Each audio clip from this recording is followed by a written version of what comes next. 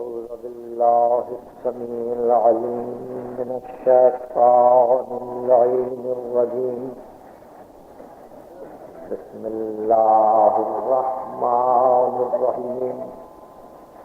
الحمد لله الذي هدانا لهذا وما كنا لنهتدي لولا أن هدانا الله.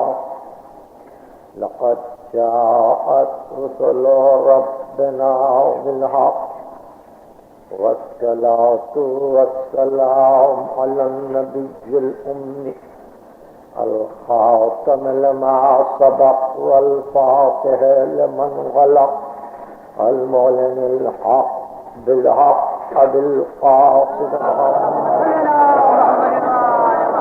وأهل بيته الطيبين الطاهرين المعصومين المظلومين الذين أذهب الله عنهم الرجس وطهرهم تطهيرا. أما بعد فقد قال الله سبحانه وتعالى في محكم كتابه الحكيم: أم يحسدون الناس على ما آتاهم الله من فضله وفقد آتينا آل إبراهيم الكتاب والحكمة وآتيناهم ملكا عظيما.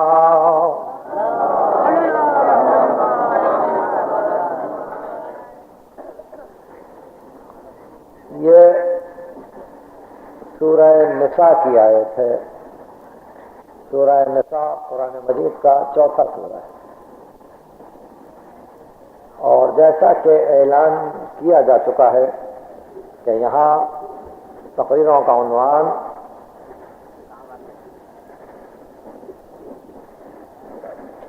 کتاب، حکمت اور ملک عظیم ہے. یہ تین اہم لفظیں، یہ تین اہم اصطلاحیں، یہ تین اہم حقیقتیں یہ ایک ہی آیت میں جمع ہو گئی ہیں. اس لیے اس آیت کو عنوان قرار دینے کی عزت حاصل کی جا رہی ہے. بجائے اس کے کہ کتاب سے شروع کیا جائے اور قبل اس کے کہ حکمت پر گفتگو کی جائے، یہ ضروری معلوم ہوتا ہے کہ بے اختیار پہلے گفتگو ملک عظیم پر ہو. ملک عظیم سے وہ جغرافی حدود مراد نہیں ہے کہ جہاں کوئی نقشے کو دیکھ کر یہ بتلائے کہ یہ وہ ملک ہے. ملک عظیم سے مراد کوئی ایسا مکان نہیں ہے کہ جو زمان و مکان میں آ سکے. ملک عظیم جو کتاب و حکمت کے ساتھ آل ابراہیم کو عطا ہوا ہے، وہ اس ارتباط باطن کا نام ہے کہ جہاں ہر ایک ایمان رکھنے والا اپنے رخ حیات کو اسی سمت پر معین کر دے. ہر صاحب ایمان کے لیے وہ ملک عظیم توجہات کا مرکز بنے. رخ زندگی اسی طرف ہو، دل اسی طرف کھینچے، جذبے باطن کے لیے وہ مرکز رہے.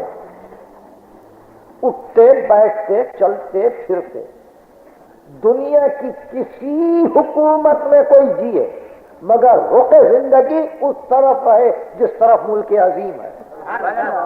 نعرہ تکبیر! ملک عظیم دل کا جذب، دل کا ربط، تعلق باطن،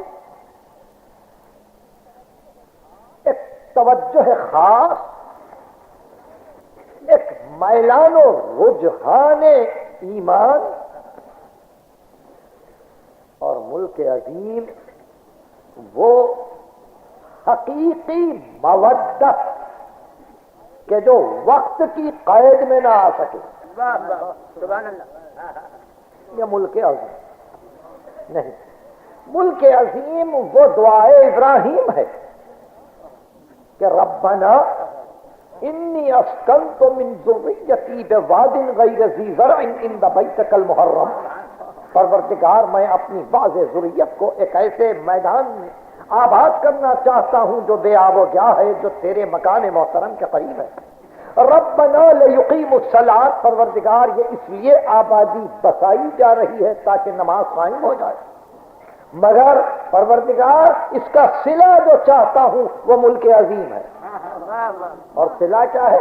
وَاجْعَلْ أَفْئِدَةً مِّنَ النَّاسِ تَهْوِي إِلَيْهِمْ، انسانوں کے دلوں کو ان کی طرف موڑ دے. سبحان اللہ. سبحان اللہ. یہ ملک عظیم. وَاجْعَلْ أَفْئِدَةً مِّنَ النَّاسِ تَهْوِي إِلَيْهِمْ، انسانوں کے دل اسی طرف ہے.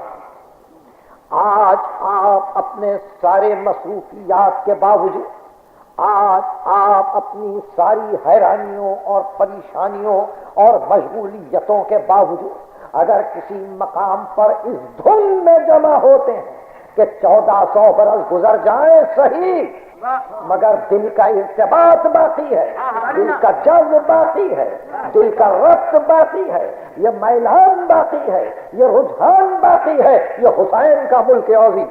سبحان اللہ. نعرہ تکبیر. میں چاہتا تھا کہ اس ملک عظیم سے میں گفتگو کو شروع کروں. میں نے کچھ تھوڑا سا آپ کو سمجھایا ہے، آپ کو سمجھنا بہت ہے، اس لیے کہ وقت قیمتی ہے اور کم سے کم وقت زیادہ سے زیادہ کام ہمارے ذمے ہے. مجھ سے زیادہ کام آپ کے دماغ کو کرنا ہے. اس لیے ملک عظیم کے متعلق صرف اتنا جان لیجئے کہ وہ خاص جذبہ باطن، وہ خاص جذبہ باطن کہ جس کو آپ لاکھ چھپانا چاہیں مجمع اغیار میں، پھر بھی بے اختیار اس کا نام زبان پہ آ جائے، دنیا چونک جائے کہ دیکھا یہ تعلق ہے ملک عظیم. میں ملک عظیم کو سمجھاتا جا رہا ہوں. یعنی یہ کیوں کہوں نفسیاتی اصطلاح میں کہ تحت شعور میں آپ نے کسی کو دبایا تھا، یہ کیوں کہوں نفسیاتی اصطلاح میں کہ کسی ایک خاص جذبے پر آپ نے اپنے اسپرنگ لگا دیے تھے کہ یہ باہر نہ آئے، اور ایک مرتبہ وہ اسپرنگ ہٹا اور بے اختیار وہ چیز اچھل گئی، سامنے آ گئی جس کو آپ چھپانا چاہتے تھے. نفسیاتی اصطلاحات میں کام نہیں لینا چاہتا. میں نے صاف سی اردو میں آپ کی خدمت میں عرض کیا ہے کہ آپ کسی اپنے میلان خاطر کو مجمع اغیار میں چھپانا چاہیں مگر چھپا نہ سکیں، اس لیے کہ کسی اور کی حکومت ہے، کسی اور کا سکہ ہے، کسی اور کی طرف دل جھکا جا رہا ہے. بے چین ہے کہ زبان دل کے تابع رہے. عقل مند وہ ہے جس کی زبان دل کے پیچھے ہو، احمق وہ ہے جس کا دل زبان کے آگے ہو.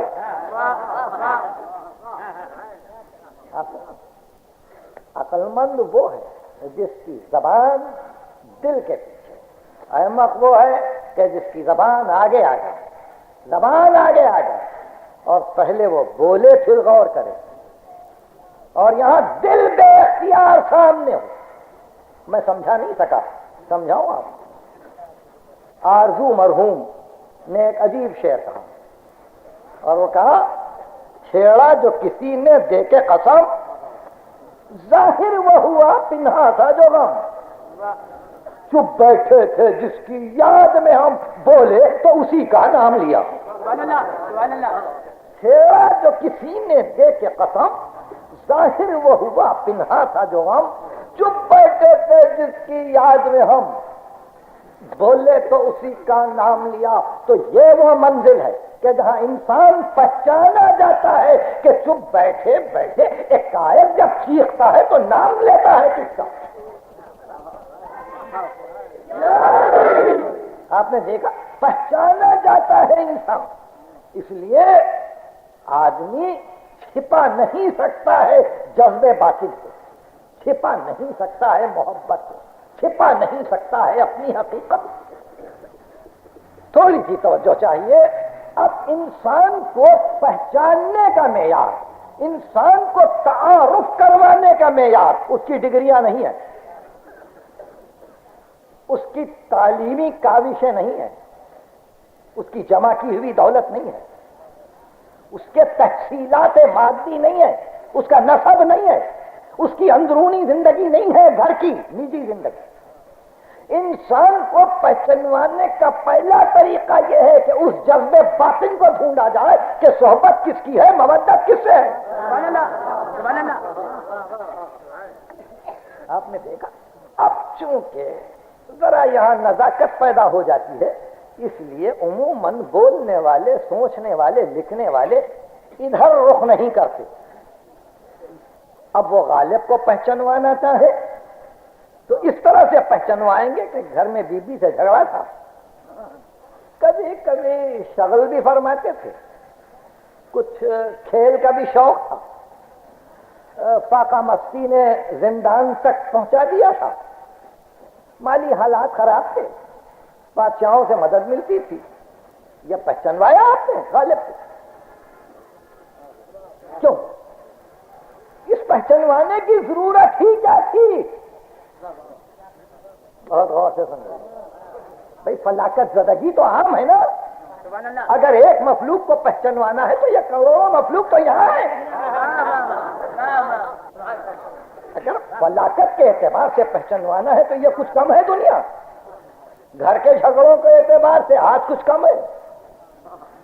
میں نوشی یا نظر زندہ ہو جانا آج کوئی انوکھا بنے؟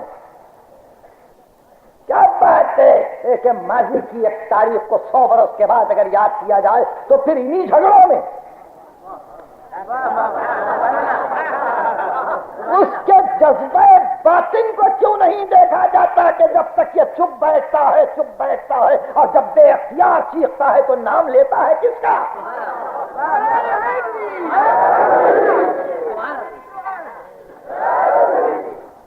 اب چونکہ میں نے کبھی عرض کیا تھا کسی مختصر سے مجمع میں کہ یہ کام میرے ذمے آیا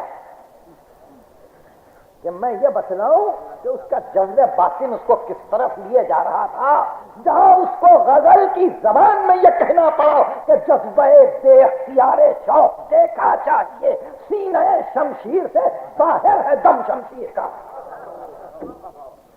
یہ جذبہ بے اختیار شوق ہے، جذبہ بے اختیار شوق دیکھا چاہیے، یہ غزل کی زبان ہے۔ سینہ شمشیر سے باہر ہے دم شمشیر کا، پہلی غزل یعنی بتلانا چاہتے ہیں کہ کچھ چھپا ہوا بھی ہے، اور اس جذبہ بے اختیار شوق کو جب میں باہر لاؤں گا، جب بیان کروں گا، تو پھر اس کی پرواہ نہیں کروں گا کہ بادشاہ کا مذہب کیا ہے، بادشاہ کے استاد کا مذہب کیا ہے، پھر اس کی پرواہ نہیں کروں گا کہ میرے ساتھ بیٹھنے والوں کا عقیدہ کیا ہے، پھر اس کی پرواہ نہیں کروں گا کہ میرے مشاعرے میں آنے والوں کا دین کیا ہے، بولے تو اسی کا نام لیا۔ اب چونکہ مصلحت وقت نے شاید ہمارے مفکرین کو اجازت نہیں دی کہ اتنا ڈوب کر وہ غالب کو سمجھتے، اور میں نے آج، ظاہر ہے کہ یہ پورا سال ہی وہ ہے جب تو اس کی 100 سالہ یادگار منائی جائے، میں نے آج اس لیے اس امر کو پسند کیا کہ میں ملک عظیم سے گفتگو کر رہا ہوں، اور ملک عظیم کا تعلق اسی مسئلے سے ہے کہ ہم اس ربط باطن کو دیکھیں جو ایک دوست کو، جو ایک چاہنے والے کو، جو ایک محبت کرنے والے کو اپنے محبوب سے ہو، اپنے مطلوب سے ہو۔ تو ایسی منزل پر وہ کسی کی پرواہ نہیں کرتا، وہ کسی کی پرواہ نہیں کرتا، اور پھر سب ہیں، تاریخ کو جاننے والے یہاں ہوں گے، ادب کے دل دادا یہاں ہوں گے.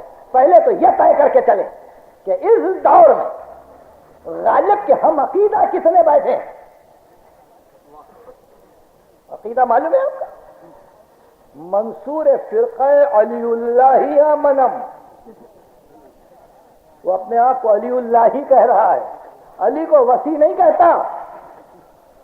کچھ اور اوپر جہاں نقل کفر ہو جائے. منصور فرقہ علی اللہ منم آواز انا اسد اللہ برب گنم. میں علی اللہیوں کے فرقے میں منصور ہوں. ایک فرقہ ہے علی اللہ کا جو علی کو نسبت کچھ اور ذات سے دے رہے ہیں. اس فرقے میں بھی میں عام آدمی نہیں ہوں. میں اس فرقے میں بھی عام علی اللہ ہی نہیں ہوں، اس فرقے میں منصور ہوں. کہ جیسے مسلمانوں میں منصور آئے تو کہے انا الحق، تو میں علی اللہیوں کے فرقے میں منصور بن کے کہتا ہوں انا اسد اللہ. تو اب دیکھنا یہ کہ اس عقیدے کے اطراف لوگ کتنے تھے. بھائی زمانے کا تقاضا تو یہ تھا کہ جب کھانے کو کچھ نہ ہو، فلاکت کا یہ عالم ہو، بیوی سے جھگڑا ہو، اخراجات گھر کے پورے نہ ہوتے ہو، تو ایسے آدمی کے لیے تو جس قدر ہو سکے میلان خاطر کو تو چھپانا چاہیے تاکہ مصلحت وقت سے فائدہ اٹھایا جائے. مگر اس کو کیا ہو گیا؟ اس کو کیا ہو گیا کہ جانتے بوجھتے کہ کوئی اپنا نہیں ہے، مگر ایک مرتبہ جب اس کا دریائے فکر جوش میں آتا اور 26 مئی 1843 کو آزردہ اپنے مشاعرے کے لیے ایک مصرع تجویز کرتے ہیں کہ 100 سال می تواں بتمنا گریستن. عرفی کا مصرع تھا کہ ہم اگر کسی آرزو میں 100 برس بھی روئیں تو پرواہ نہیں ہے. یہ مصرع دے دیا، بھرا مشاعرہ، سبوں نے غزلیں پڑھی. مرزا غالب نے 63 شعر کا قصیدہ حسین کے لیے پڑھا. ہے کوئی پوچھنے والا؟ اگر آج کوئی ایسی محفل آ جائے کہ جس میں کوئی اپنا نہ ہو تو 63 شعر ایک بات دی کرے، اور پھر اس شان سے کہ ہر شعر میں استدلال دے کہ رونا واجب کیوں ہے. گریستان رونا، عرفی کی فکر کو بدل دیا. عرفی نے کہا 100 سال میں تواں بتمنا گریستان. انسان اگر آرزو میں کسی کی 100 سال روئے تو ہاں رو سکتا ہے. اقبال نے کہا جن سے شفاعتی بس سلم میں تواں خرید. جن سے شفاعتی یعنی شفاعت کی جنس، جن سے شفاعتی بسلم سے لام میم، سلم ایڈوانس، یعنی کسی چیز کی قیمت معین کر کے کچھ پہلے دے دینا. تو کہتے ہیں ہم شفاعت کو کچھ ایڈوانس دے کے خرید رہے ہیں. ہم شفاعت کو کچھ ایڈوانس دے کے خرید ہیں. جن سے شفاعتی بسلم میں تمہاں خرید امروز باید از پائے فردا گریستن. اس لیے آج کل کے لیے رو رہے ہیں. قیامت جو آئے گی نا تو اس کے لیے آج رو رہے ہیں تاکہ یہ ایڈوانس ہو جائے. کل کے روز کو یہ نہ کہے قیمت نہیں دی تھی، قیمت دے کے آ رہے ہیں، وہاں پہلے ہی پیشگی دے کے آ رہے ہیں. جن سے شفاعتی بسلم میں تمہاں قریب امروز باید از پائے فردا گریستن. اگر آنے والے کل کے لیے کچھ چاہتے ہو تو آج رو لو. ہے کوئی اس بھرے مشاعرے میں پوچھنے والا ارے کیا بدعت بھرا قصیدہ پڑھ رہا ہے؟ آپ نے دیکھا وہ برداشت کرنے والے بھی ہوں گے، ویسے سننے والے بھی ہوں گے، اور پھر اگر برداشت نہ کرنے والے ہوں گے تو پوچھ نہ سکتے ہوں گے. اس دریائے علم کے مقابل میں جو بے اختیار آگے بڑھ کے کہے کفر کفر اسپے روزی شتافتن ننگ ننگ اسپے دنیا گریستن، کفر ہے روزی کی فکر کرنا، اور ننگ ہے ننگ دنیا کے غم میں رونا، رشکا و یدم بابر کہ در حد وسعود، مجھے تو رشک آتا ہے اس ابر پر کہ بر خاک کربلائے معلی گریستن، کہ جو جا کے کربلا کی زمین پہ روئے، رشکا و یدم بابر کے در حد وسعود برخا کے کربلا معلی، پھر سچ شعر کہے، رونے پہ 63 شعر۔ تاریخ نے آہستہ سے اتنا لکھا منقبت، نہ یہ لکھا کہ مشاعرہ کیسا گزرا، کس نے کیا اعتراض کیا، کسی نے، ہاں یہ ضرور لکھا کہ غالب سمجھ میں نہیں آتے۔ دیکھیے کیوں سمجھ میں نہیں آتے، آج کہہ رہا ہوں غالب سمجھ میں نہیں آتے، کیوں سمجھ میں نہیں آتے آج کہہ رہا ہوں، اس لیے کہ غالب کسی اور ملک عظیم سے وابستہ ہے، اس ملک عظیم سے ہمارا ارتباط نہیں ہے، اس لیے غالب سمجھ میں نہیں آتا، اور اسی کو حق پہنچتا کہ دربار کے مشاعرے کھڑے ہو کے آواز دے اور ایک مسئلہ اردو غزل کا کہے کہ جو آج تک بہت سو کی سمجھ میں نہ آئے اور نہ آ سکے گا جب تک کہ جنگ خندق سامنے نہ ہو۔ اردو غزل کا مسئلہ، اردو غزل کا مسئلہ آپ سمجھنے کی کوشش کیجیے، سمجھائیے۔ غالب نے کہا دھمکی میں مر گیا جو نباب نبر تھا، نبر لڑائی، نون بے رے دے، نون بے رے دال، دھمکی میں مر گیا جو نباب نبر تھا، ایک دھمکی دی تو جو لڑائی کے قابل نہیں تھا وہیں مر گیا، دھمکی میں مر گیا جو نباب نبر تھا، عشق نبرد پیشہ طلبگار مرد تھا، وہ آواز دینے والا حل من مبارک ان کی، وہ کسی مرد کو چاہتا تھا، یہ غزل کی زمین اور یہ خندق کا میدان تھا۔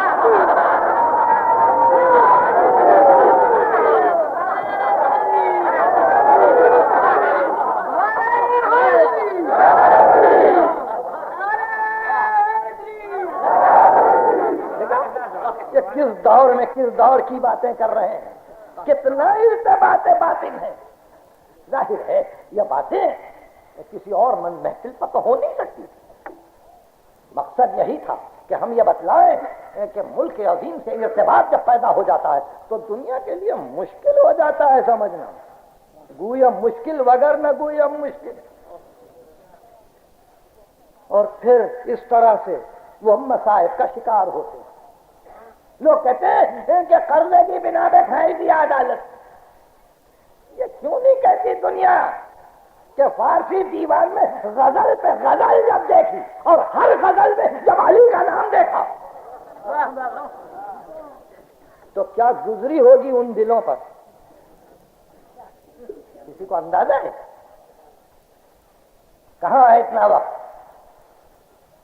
مگر سنیے، یاد رکھیے، بار بار تو یہ تذکرے نہیں ہوتے۔ مسئلہ دیا غزل کا مسئلہ، میں منقبت نہیں پڑھ رہا ہوں تاکہ آپ کہیں گے بھئی قصیدے ہیں، نہیں، منقبت اور ہے، غزل اور ہے۔ غزل وہ ہے جہاں معشوق سے باتیں ہوں، غزل کا مسئلہ دے رہا ہے آہے بے عشق فاتح خیبر کنیم طرح، فاتح خیبر کے عشق میں اب ایک آنکھ کھینچیں گا، آہے عشق فاتح خیبر کنیم طرح، طرح بنا ڈالنا، بجیاں ڈالنا، طرح ڈالنا، آہے بعشق فاتح خیبر کنیم طرح۔ کیوں بھائی کیا بات ہے؟ عشق فاتح خیبر میں آپ کیوں کھینچنا چاہتے ہیں؟ کیوں، کیا بات؟ دوسرے مصرے میں کہا اس لیے کہ در گنبد سپہر دیگر در کنیم طرح، چاہتا ہوں کہ آپ آسمانوں میں جائے مگر آسمانوں میں جگہ نہیں ہے، چاہتا ہوں دروازہ ہو جائے، دروازہ ہو نہیں سکتا جب تک کہ فاتح خیبر کا عشق نہ ہو، جو کعبے میں دروازہ بنائے وہ آسمان میں دروازہ بنائے۔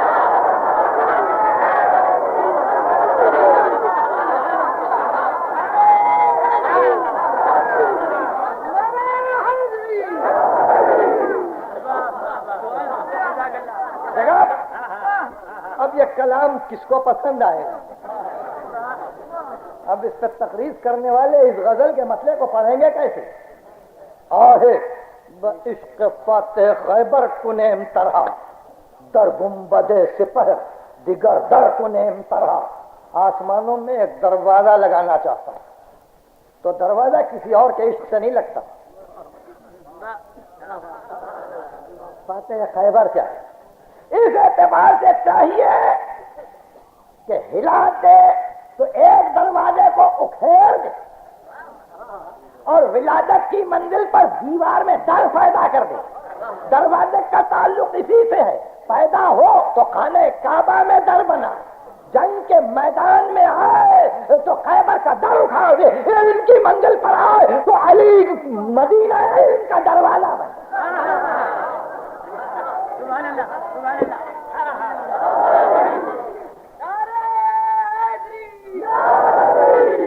آہے بے عشق فاتح خیبر کنیم طرح در گنبد سپہ دیگر در کنیم طرح. آپ نے دیکھا یہ غزل کا مسئلہ، اور اس طرح سے بے اختیار جب آپ ان کی غزلوں کو دیکھیں گے تو پتا چلے گا چپ بیٹھے تھے جس کی یاد میں ہم، یعنی سات شعر تو ایسے گزر جاتے ہیں جہاں وہ کبھی ادھر کی کبھی ادھر کی باتیں کرتے ہیں، مگر ایک مرتبہ جب جذبہ باطن چھیڑتا ہے تو اس میں ایک ایسی بات کر جاتے ہیں، ایک ایسی بات کر جاتے ہیں کہ اگر اس بات کو آج دہراؤں تو اس کے بعد جو ہونے والی یادگاریں ہیں اس میں کچھ تلخی آئے گی، تلخی، کیونکہ سال بھر ہے. سناؤں؟ دیکھیے غزل ہے، غزل ہے اور فرماتے ہیں کہ بحث و جدل بجاؤ مان. دیکھو بھائی، جھگڑے کو اور بحث کو تو اپنی جگہ پہ رکھ دو. بحث و جدل بجاؤ مان میکدہ جوئی کندران. چلو ایک میکدے کو ڈھونڈیں گے، اب بحث نہیں کریں گے، تکرار نہیں کریں گے. چلیے سب کافی ہے یہ جملہ کہ اب بحث نہیں کریں گے، تکرار نہیں کریں گے، ایک میکدے میں جائیں. اب یہ اشارے کی کیا ضرورت ہے کہ فلاں مسئلے پہ بحث نہیں کریں گے؟ اب اس اشارے کی کیا ضرورت ہے دوسرے مصرے میں کہ فلاں بات کو نہیں چھوڑیں گے، وہ بھی گفتگو میں شامل کریں گے؟ آپ میری باتوں کو سمجھیں. پہلے مصرے میں تو طے کر دیا بحث و جدل بجاؤ مان میکدہ جوئے کندران کس نفس جمل نزد کس سقنس فدک نخاس. اب ایسی جگہ چلو جہاں جمل اور فدک کی باتیں نہ ہو. کیوں بیٹھے بیٹھے یہ خیال آپ کو کیوں آیا؟ ارے مشاعرے کی غزل پڑھ رہے ہیں، آپ کہہ رہے ہیں کہ بحث و جدل بجائے مان. اب ہم بحث نہیں کریں گے، جھگڑا نہیں کریں گے. جھگڑا نہیں کریں گے تو نام کیوں لے رہے ہیں آپ؟ نشانی کیوں دے رہے ہیں کہ اب جمل کی گفتگو نہیں کریں گے، فدک کی گفتگو نہیں کریں گے؟ کہاں ہے شاعر پر شرح لکھنے والا جو اس غزل کی شرح لکھتے ہوئے پہلے جمل کو سمجھائے، اس کے بعد فدک کو سمجھائے اور دونوں مقامات کو سمجھا کر بتلائے کہ غالب کا تعلق کس ملک عظیم سے ہے؟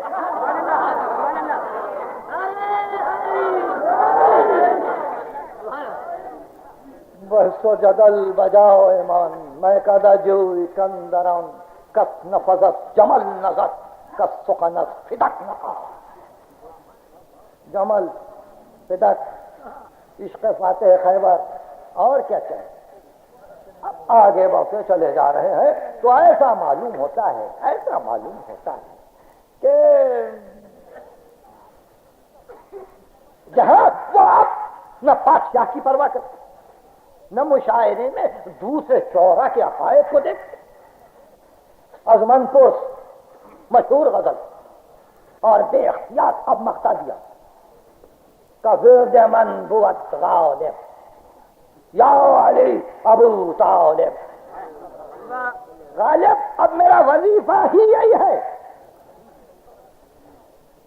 ورد من بود غالب یا علی ابو طالب. صاف صاف مصرع ہے. اب یہ دوسرے مصرے میں چھیڑنے کی کیا ضرورت ہے؟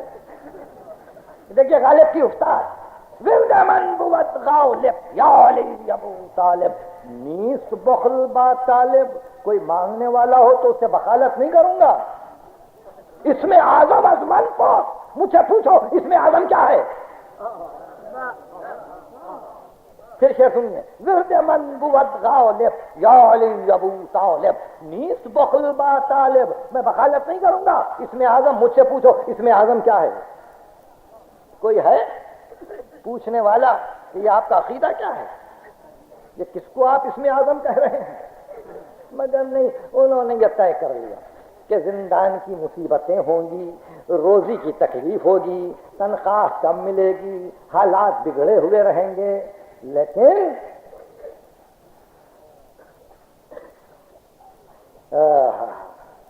یہ طے کر لیا تھا غالب نے کہ موج خون سر سے، موج خون سر سے گزر ہی کیوں نہ جائے، موج خون سر سے گزر ہی کیوں نہ جائے. آستان یار سے اڑ جائے کیا، آستان یار سے اڑ جائیں کیا، یہ مصیبتیں دیکھ کے ان کا دامن چھوڑ دوں. موج خون سر سے گزر ہی کیوں نہ جائے، آستان یار سے اڑ جائیں کیا. تو انہوں نے طے کر دیا اور کر لیا تھا کہ اس در کو نہیں چھوڑیں، اس در کو نہیں چھوڑیں گے. تب ایسے موقع پر اس بے پناہ عقیدت کے ساتھ جو آل محمد سے غالب کو تھی، انہوں نے نوحے کہے، مرثیے کہے، سلام کہے، منقبتیں کہیں، قصیدے کہے. اور جب قصیدہ کہا تو اپنی شان کا کہ اردو ادب حیران رہا. اس شان کا قصیدہ کہا کہ نقش لاحول لکھے خامہ حزیاں تحریر. جس منزل پہ قصیدہ کہہ رہے ہیں امیر المومنین کی شان میں، اردو ادب میں جو جن میرے بھائیوں نے دیوان کو دیکھا ہے، درد جلوہ یکتائی معشوق نہیں، ہم کہاں ہوتے اگر حسن نہ ہوتا خود بھی، جس نے اثر کو تیرے دوش پیمبر ممبر، نام نامی کو تیرے ناسیہ عرش نگی. اس منزل پہ پہنچ کے بے اختیار اپنے آپ کو وہاں پہنچاتے ہیں کہ جہاں صحیح معنی میں ایسا معلوم ہوتا ہے کہ غالب فنا ہو رہے ہیں، فنا ہو رہے ہیں کسی کی محبت میں. فنا ہونا نہیں ہے، پروپیگنڈا کرنا ہے، کسی کے ملک عظیم کا پروپیگنڈا کرنا ہے، کسی کے ملک عظیم میں داخل کرتے جانا. آؤ ہمارے عقیدے میں آؤ. دیکھا آپ نے اس شاعر نے وہ کام کیا جو کسی واعظ سے نہ ہو سکا، جو کسی واعظ سے نہ ہو سکا. اور پھر نقش لاہور لکھے خامہ حزیاں تحریر، یا علی عرض کرے خامہ وسواس قرین. اور پھر اس کے بعد دوستوں کے لیے دعا، دشمنوں کے لیے بد دعا، قصیدہ ختم. یہ منزل گزرتی چلی، آگے بڑھتے چلے. آپ غزل کے بعد غزل آپ لگتے جائیں تو ایک مرتبہ ایسا معلوم ہوگا کہ ان کی زندگی میں یہ دیوان چھپا ہے، اپنے سامنے چھپایا. تو آغاز کیا دیوان سے تو علی کے نام سے، اور ختم کیا دیوان کو تو علی کے نام. سبحان اللہ، سبحان اللہ. جی آپ بازار میں، دیوان بازار میں ہے. ابتدا کی اے بخلا و ملا خویت و ہنگام ازا باہم بے گفتگو دی ہم با ماجرا شم تو راو بغ میں تو راو شم و گل خستگی بو تو راو بغ میں تو راو شم و گل خستگی بو تو راو ساز تو راو دیگر و بم واقعہ کربلا. یہاں سے دیوان شروع، یہاں سے دیوان شروع ہوا. میں آپ کو اس کے کیا معنی کیا کروں اور کس کو سناؤں. بزم ترا شمع و گل خستگی ابو تراب. ابو تراب راہ حق میں اگر کسی مقام پر تھکے ہوئے نظر آئے تو وہ تیری کبریائی کی جھلک ہے. تیرے بزم کی شان یہ ہے کہ ابو تراب جیسا بندہ تیرے بزم کی رونق بنے اپنی خستگی میں. اور ساز ترا زیر و بم، تیرے پاس اگر کوئی ساز ہے تو اس کے لیے زیر و بم، اس کے لیے آواز کی پستی و بلندی واقع کربلا ہے. یا تو کربلا سے پہچانا جائے گا یا ابو تراب سے. بز میں تورا و شم و گل خستگی ابو تراب، ساز تورا و زیر و بم واقع ہے کربلا. یہاں سے دیوان شروع کیا. اور اس کے بعد جس مقام پہ آ کے دیوان کو ختم کیا ہے تو ایسی منزل ہے کہ جہاں بے اختیار آخری شعر دیوان کا کہ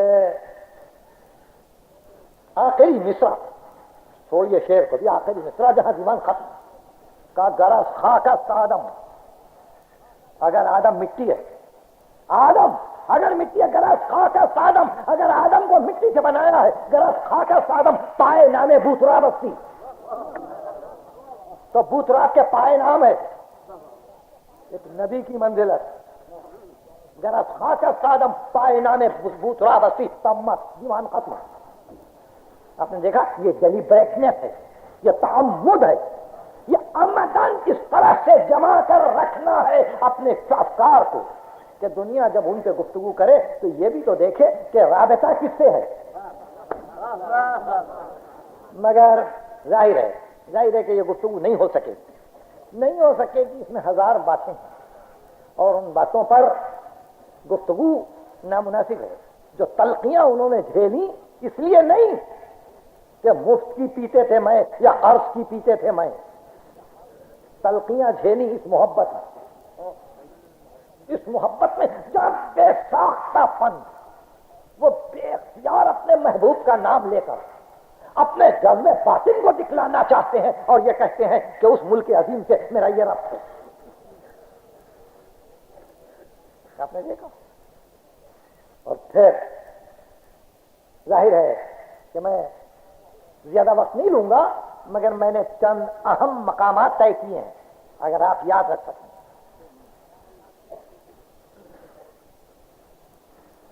ایک مرتبہ ترجیباً بادشاہ کو سنا رہے ہیں، یعنی وہ نظم جس کے کئی حصے ہوں، ہر حصے میں گویا کافی الگ، ردیف الگ، مگر بہر ایک، عنوان ایک، ترجیباً سنا رہے ہیں. بادشاہ کا کلام آج کئی جلدوں میں ہے. میں نے ہزار زحمت اٹھائی کہ کسی مقام سے میں اس طرح کا انتخاب وہاں سے لے سکوں، سوائے ایک سلام کے کچھ نہیں ملا. اس دربار میں کھڑے ہوئے ترجیباً پڑھا ہے، اور یہ ترجیباً کہ صبح سرمستانہ پیر خان قہرا در زدم. صبح کا وقت تھا، میری مستی کا عالم تھا. خانقاہ پہ جا کے میں نے مرشد کے دروازے کو کھٹکھٹایا. پیر خانقاہ صبح سرمستانہ پیر خان قہرا در زدم، جا کے دروازے کو کھٹکھٹایا. تو اب اندر سے وہ یہ نہیں پوچھتا کہ کون ہے، او سخن سرکار دس ہاں. میرے کھٹکھٹانے پہ اس نے کہا ہاں. مندمت حیدر زدم، اس نے کہا ہاں. میں نے کہا حیدر.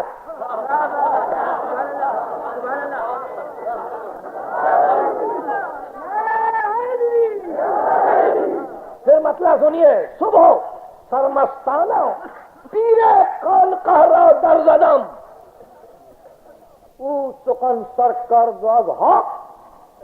مندمت حیدر زدم. یعنی فقط دیکھیے اشارے ہیں، دو اشارے. یعنی پیر خانقاہ کی پوری زندگی کا خلاصہ ہاں. میں دروازے کے باہر کھڑے ہو کر اپنی پوری زندگی کا خلاصہ دے رہا تھا. حیدر.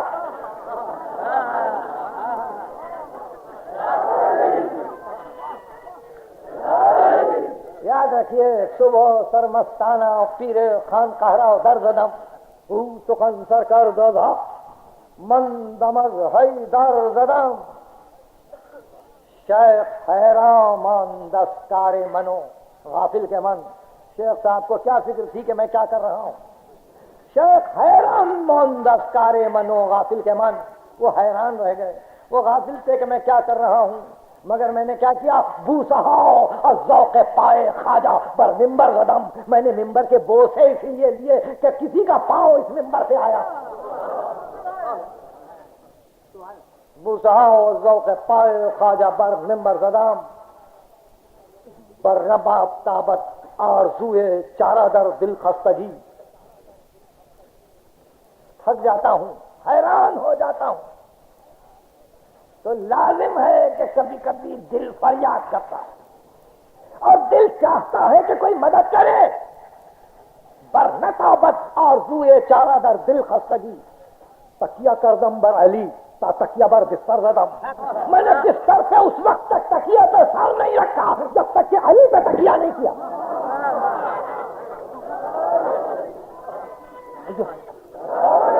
میں نے اپنے تکیہ پہ سر نہیں رکھا جب تک کہ علی پہ تکیہ نہیں کیا.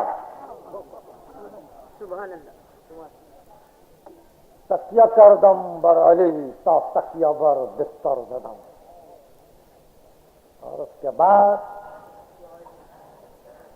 جس منزل پہ میں پہنچ کر اس گفتگو کو روکنا چاہتا ہوں، وہ عجیب منزل ہے، وہ عجیب مقام ہے. کہتے ہیں کہ الفنا فی الشیخ مشہودم فنا فی اللہ باد. مہو گشتم در علی دیگر سخن کو تاہباد. میں علی میں فنا ہو گیا، میں علی میں مہو ہو گیا. اب تو بس کرو گفتگو، اب تو سخن کو تاہ کرو. مہو گشتم در علی دیگر سخن کو تاہباد. یعنی اب دیوان میں 1200 اگر شعر ہیں مثال کے طور پہ، تو 600 شعر وہ ہیں کہ جس میں یا راست علی کا نام لیا ہے یا علی کی صفت بیان کی ہے. مگر ہوا کیا؟ ہوا یہی کہ اس ارتباط باطن سے دنیا غافل تھی. اور پھر پڑھتا کون ہے؟ باتیں بری معلوم ہوں گی، شروع سے آخر تک پڑھتا کون ہے؟ اسٹڈی کون کرتا ہے؟ دیکھتا کون ہے کہ کس نے کیا کہا ہے؟ بحث ہو رہی ہے، بحث ہو رہی ہے، ہنگامہ. میر تقی میر کا ایک شعر ہے، زیر بحث ہے، مسلسل اخباروں میں گفتگو ہے کہ اس میں یہ غلطی ہو گئی، اس میں یہ غلطی ہو گئی، یہ غلطی ہو گئی. ہم بھی سن رہے ہیں، بہت شوق سے دیکھ رہے ہیں، پڑھ رہے ہیں. وہ آئے بزم میں اتنا نہ تو میر نے دیکھا، پھر اس کے بعد چراغوں میں روشنی نہ رہی. میر کے 6 دفتر ہیں، پورے 6 دفتروں میں یہ شعر نہیں ہے، مگر بحث ہو رہی ہے میر کے نام سے. معلوم نہیں کس نے کہا، کس کا کہا ہوا شعر ہے، مگر میر تقی میر کے نام سے بحث ہو رہی ہے. کسی نے دیوان کو دیکھنے کی زحمت نہیں کی ہے. میری باتیں سمجھ، مگر بحث چھڑی ہوئی ہے کہ اب یہ میر صاحب نے یہ غلطی کی اور یوں کیا.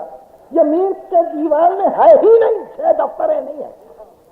اور جو شعر میر کے دیوان میں ہے اس کو پڑھا جائے تو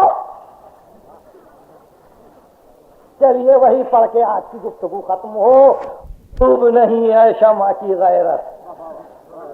میر تقی میر، خوب نہیں ہے شمع کی غیرت، پاس رہے بیگانے دو.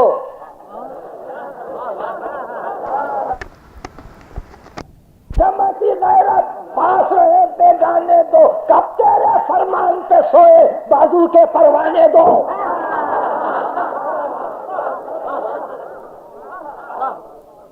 چلیے یوں ہی پڑھیے دیوان.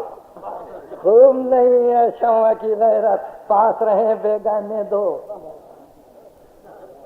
کب تیرے فرمان پہ سوئے بازو کے پروانے دو. اور میر تقی میر کی لہب سے جا کے پوچھنا ہے کہ اس شعر کو سمجھائیے، ہمارے لیے لکھو، ہمارے لیے مرثیہ کہو. اور پھر جس نے مرثیہ کہا اس کو اتنا نوازا، اتنا انعام دیا کہ دنیا حیران ہو گئی.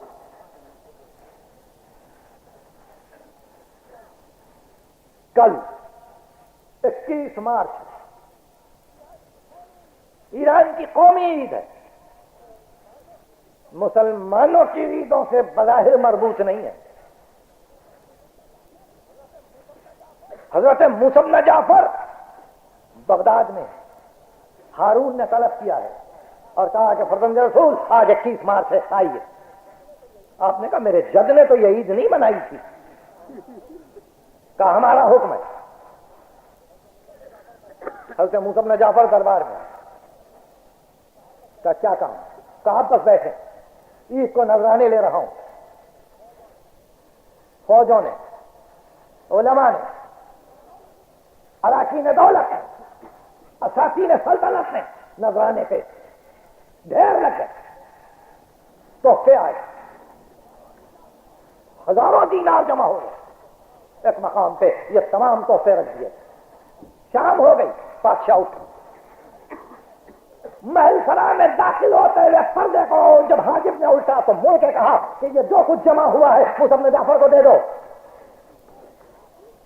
اور ساتھ ہی گوشے سے کسی نے کہا فرزند رسول میں نے آپ کی جد میں جد کے لیے ایک قصیدہ کہا ہے.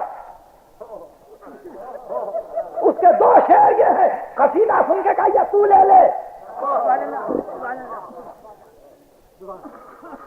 دیبل کو 30,000 درہم دیے امام رضا نے. یعنی کہو ہماری شان میں کہو، قصیدے کہو، یہ جاویدانیت ہے.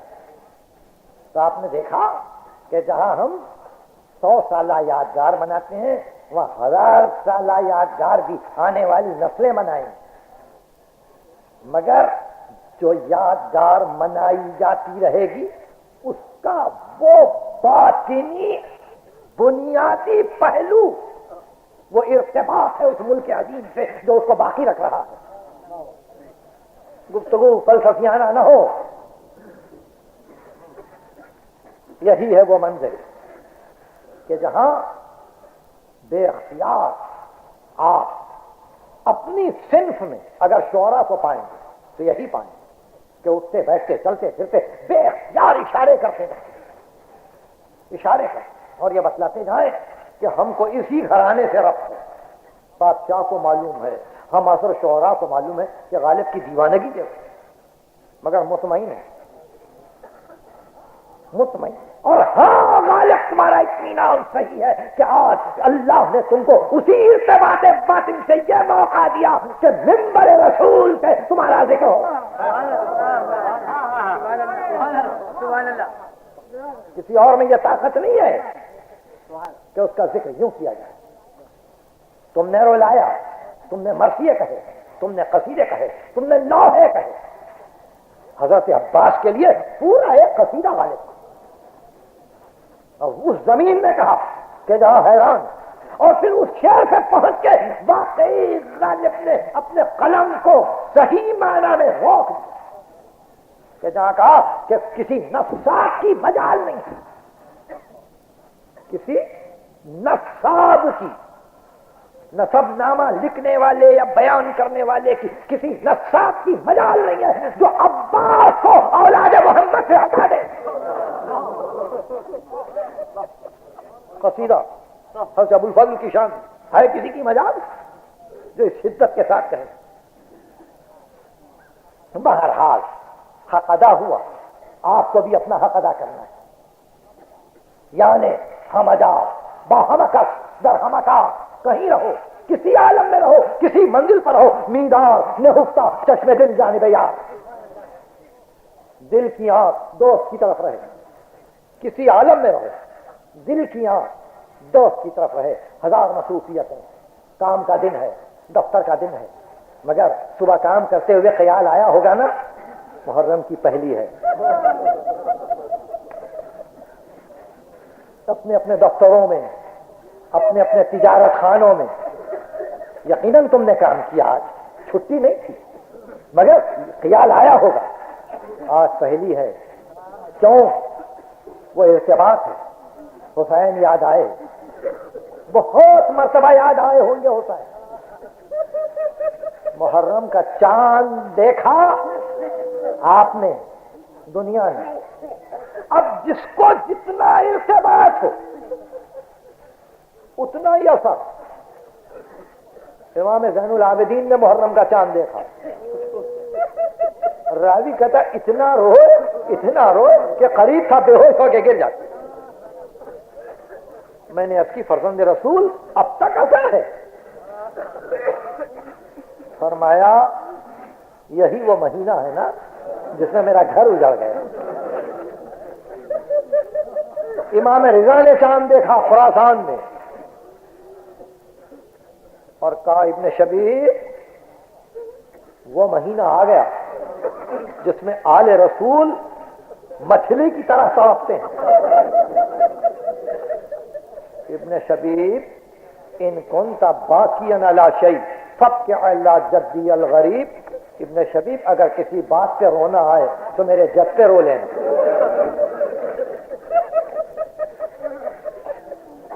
پہلی تاریخ آئی, دور دور سے لوگ سننے کو جمع ہو گئے. کام کاج چھوڑا, بچے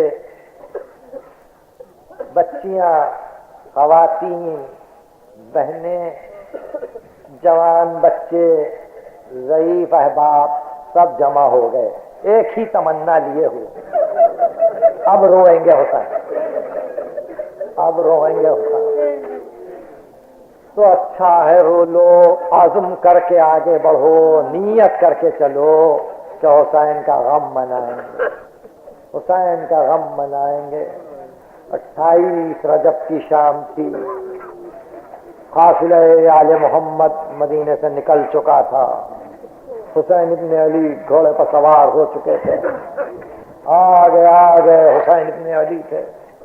بنی ہاشم نے حسین ابن علی کو گھیرے میں لے لیا تھا.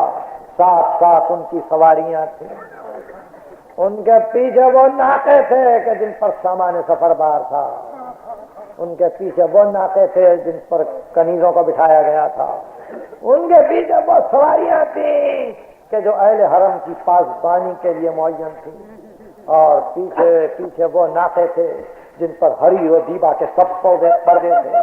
کسی میں ام لیلا تھی, کسی میں ام فروہ تھی, کسی میں زینب تھی, کسی میں ام کلثوم تھی.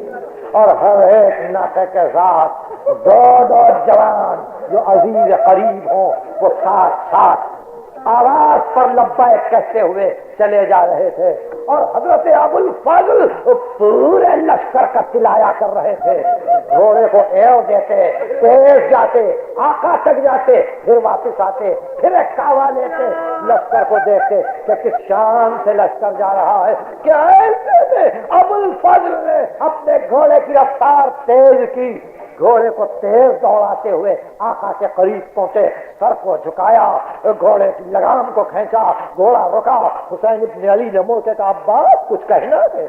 یہاں فرزند رسول کچھ عرض کرنا ہے اگر اجازت ہو. فرمایا کیا ہے؟ کہا حضور بیمار بیٹی گھر سے آ رہی ہے, بیمار بیٹی گھر سے نکل چکی ہے. فاطمہ کے لال کیا اتنی فرصت ہو کہ 2 منٹ کے لیے آپ رک جائیں؟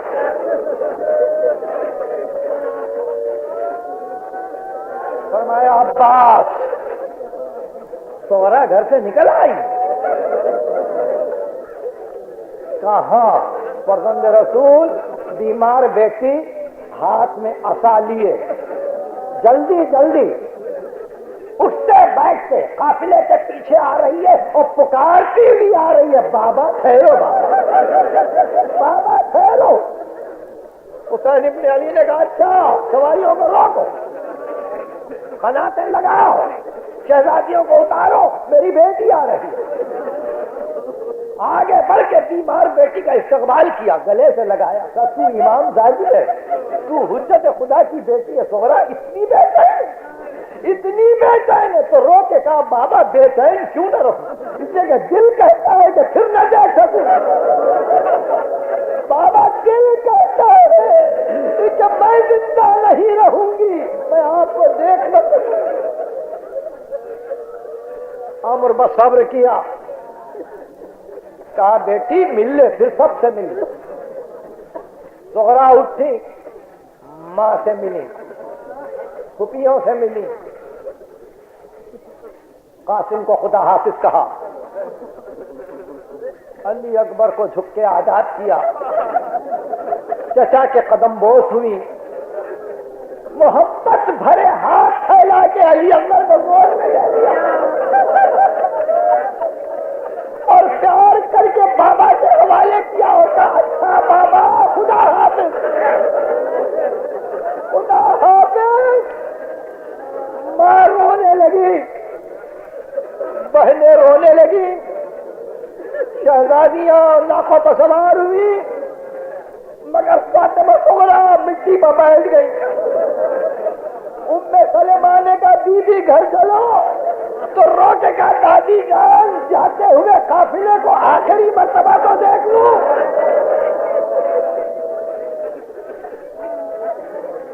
قافلہ چلا، جانے والے قافلے کے نوکوں کی اڑتی ہوئی گرد صغرا کے سر پر آئی، حسرت سے نہ قافلے کو خدا حافظ کہا۔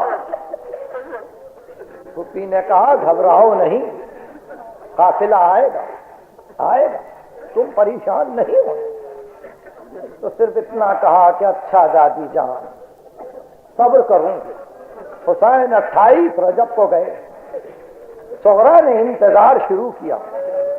شعبان پورا گزرا، رمضان گزرا، شوال گزرا، ذوالقعدہ کا مہینہ گزرا، ذوالحجہ کا مہینہ گزرا، محرم کا چاند صغرا نے بھی دیکھا، محرم کا چاند صغرا نے بھی دیکھا تو کہا دادی جان اب تو میرے دل میں ہول ہو رہا ہے، اب تو میرے دل میں ہول ہو رہا ہے، خدا میرے مسافروں کی خیر کرے کہ ایسے میں 10 دن گزرے تو ایک دن روضہ رسول سے گھبرا کے آئی اور کہا دادی جان ہوا میں بابا